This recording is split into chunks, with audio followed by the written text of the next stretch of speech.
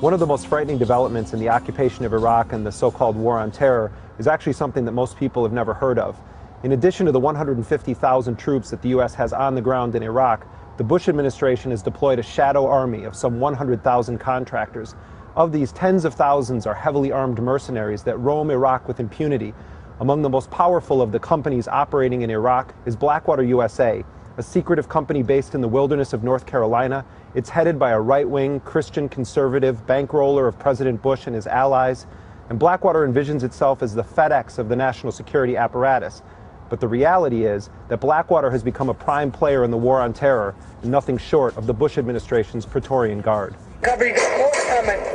Jesus Christ, it's like a fucking turkey chick.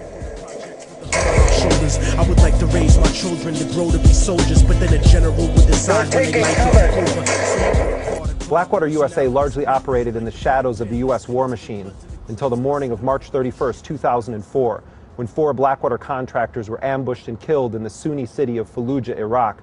Their bodies were burned and dragged through the streets. 2 of them hung from a bridge over the Euphrates River.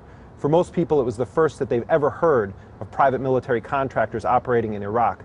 That was the Mogadishu moment of the Iraq War. In many ways, it was the day the war turned.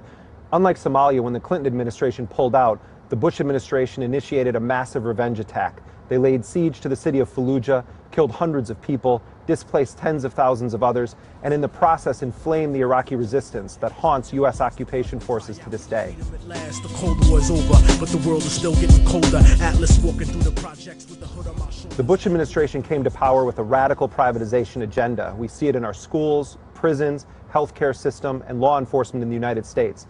The occupation of Iraq and the war on terror had brought the greatest privatization of warfare in modern history. Blackwater USA has become one of the most powerful private actors in the so-called war on terror. It provides the Bush administration with an extraordinary amount of political cover. The deaths of Blackwater contractors and other war contractors are not included in the total death count, even though some 780 of them have been killed in Iraq. Their injuries don't get calculated either. Their crimes don't get punished. What you have is a revolving door. Blackwater and other companies benefit the Bush administration, and in turn, the Bush administration and its Republican allies in Congress have shielded these military contractors from any effective oversight, any effective accountability, any effective legal system. Their operations are shrouded in secrecy, and people in Congress find it almost impossible to get information about Blackwater and other companies' operations. And we know virtually nothing about this. We think about 40 cents of every dollar goes to private military contractors. We think about 800 of them have been killed in Iraq, but we don't know that. They're not even counted. And we think there's about 25,000 to maybe 40,000 engaged in military activities, in combat-related activities, but we don't know, and we can't find out.